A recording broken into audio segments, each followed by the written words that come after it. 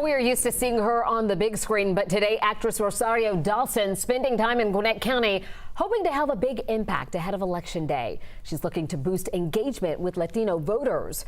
Her visit comes just one day after a comedian made disparaging comments about Puerto Rico during a campaign event for former President Trump. But will this have any impact, or what impact could it have on getting Latino and Hispanic voters to the polls? 11 Alive's Karis Belger spoke with members of the community to get answers.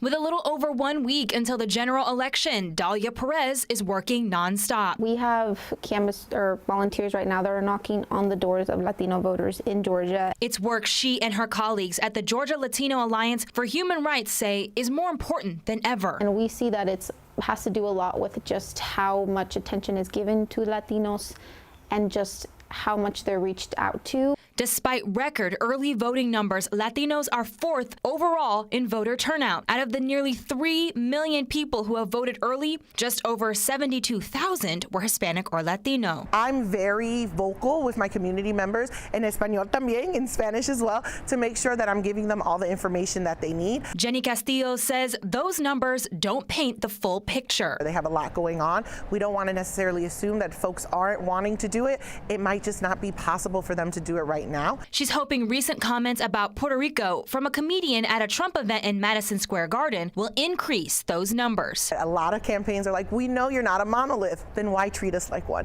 We are folks that are coming from many, many, many different communities and cultures, and we need to talk about all the issues, right? In Atlanta, Karis Belger, 11 Alive News.